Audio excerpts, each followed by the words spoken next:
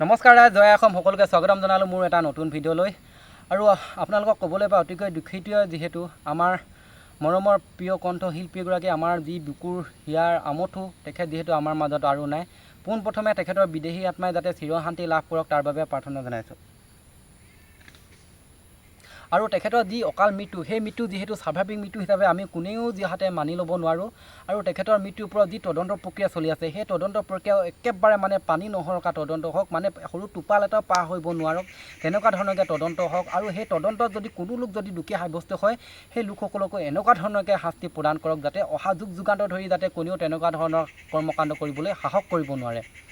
ইয়াৰ সমান্তৰালভাৱে যোৱাখনলৈ মন কৰক। যোৱা নিশাৰ পৰা ছ'চিয়েল মিডিয়াত যিহেতু অতিকৈ প্ৰচাৰ চলি আছে যে তিনিচুকীয়া জিলা, চৰাইদেউ জিলা আৰু শিৱসাগৰ জিলা, এই তিনিখন জিলাক বা এই তিনিটা অঞ্চলক অশান্ত জিলা বা অশান্ত অঞ্চল হিচাপে ঘোষণা কৰিছে।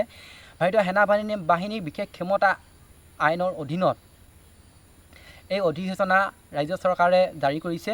আৰু 1 অক্টোবৰৰ পৰা 6 মাহৰ কাৰণে এই অধিসূচনা জাৰি থাকিব বুলি যিহেতু ইয়াত এই প্ৰস্তাৱখনত উল্লেখ কৰিছে। লগতে সন্ত্ৰাসবাদ বিৰোধী অভিযান অধিক তীব্ৰতৰ হ'ব বুলি কৈছে এই তিনিখন জিলাত বা এই তিনিটা অঞ্চলত। এটা কথা আমি মন কৰিব লাগিব, বিগত কেইমাহমান ধৰি বা বিগত যি কেইটা মাহ চলি গ'ল, সেই কেইটা মাহত কোনো ধৰণৰ তেনেকুৱা সন্ত্ৰাসবাদী বা সন্ত্ৰাসবাদমূলক কুকৰ্ম বা কৰ্মকাণ্ড আমাৰ এই তিনিটা অঞ্চলত বা সমগ্ৰ অসমতে চলা নাছিল।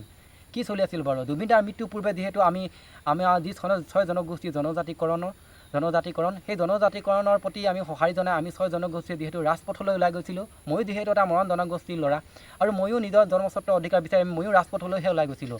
আৰু আমাৰ তিনিচুকীয়াত যিহেতু এক অশান্ত পৰিস্থিতিৰ সৃষ্টি হৈছিল, আমি প্ৰথমে মৰাণসকলে ৰাজপথলৈ ওলাই গৈছিলোঁ। তাৰ সমান্তৰালভাৱে চাহ জনগোষ্ঠীৰ লোকসকলো ওলাই যাবলৈ বাধ্য হৈছিল, মটক জনগোষ্ঠীৰ লোকসকলো ওলাই যাবলৈ বাধ্য হৈছিল, আহোম জনগোষ্ঠীৰ লোকসকলো ওলাই যাবলৈ বাধ্য হৈছিল। ঠিক একেদৰে নামনি অসমৰ ফালে যি কোচ ৰাজবংশী আছে, কোচ ৰাজবংশীসকলেও তেওঁলোকৰ যি জনগোষ্ঠীৰ নেতৃত্ব আছে, দল সংগঠন আছে, সেই দল সংগঠনসমূহৰ নেতৃত্বত ৰাজপথলৈ ওলাই আহিছিল।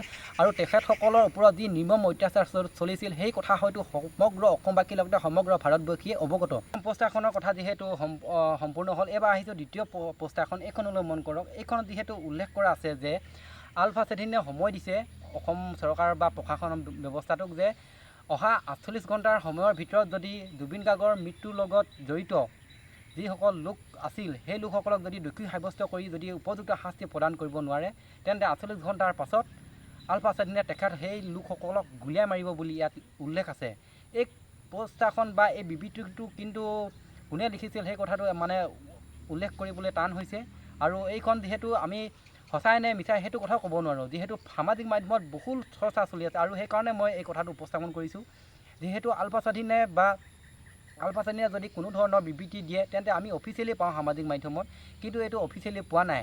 সঁচা নে মিছা নাজানো, কিন্তু এটা কথা অৱগত হৈছোঁ, যিহেতু এইখন ইয়াৰ পূৰ্বে প্ৰথম পোষ্টাৰখনত যিহেতু উল্লেখ আছিল যে শিৱসাগৰ, চৰাইদেউ আৰু তিনিচুকীয়া, এই তিনিখন জিলা যিহেতু অশান্ত অঞ্চল হিচাপে বা অশান্ত জিলা হিচাপে ঘোষণা কৰিছে, সেই কথাটোলৈ এটা কথা আমি চিন্তা কৰিব লাগিব যে যিহেতু আলফা স্বাধীনে দিয়া বিবৃতি, এইটো ইয়াত উল্লেখ কৰা এই দ্বিতীয় পোষ্টাৰখন সঁচা হয় নেকি?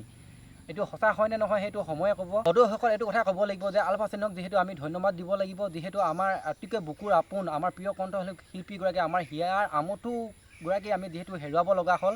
যদি সঠিকভাৱে যদি তদন্ত নহয়, কিন্তু তদন্ত নহ'লে সেই দোষীসকলে কিবা নিচিনাকৈ যদি বাচি যায়, তেন্তে জুবিন দাই ন্যায় নাপাব। আৰু জুবিন দাই ন্যায় পাবৰ কাৰণে সামাজিক মাধ্যমতে হওক বা ৰাজহুৱা স্থানতে হওক, সকলোৱে যিহেতু চাকি বন্তি জ্বলাইছে আৰু তেখেতৰ ন্যায় সকলোৱে দুষাৰি এষাৰি লিখিবলৈ সামাজিক মাধ্যমত আৰম্ভ কৰিছে।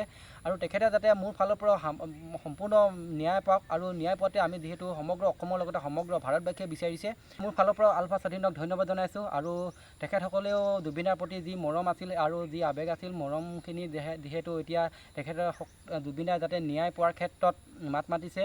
আৰু আমিও যিহেতু জুবিন দাৰ প্ৰকৃত ন্যায় পাওক, কোনো ধৰণৰ খেলি মেলি নহওক, তেখেতৰ যি ন্যায় প্ৰক্ৰিয়া চলি আছে, ন্যায় প্ৰক্ৰিয়াত কোনো ধৰণৰ বেমেজালি সৃষ্টি নহওক বুলি ভগৱানৰ ওচৰত আৰু নেদেখাজনৰ ওচৰত প্ৰাৰ্থনা জনাইছোঁ।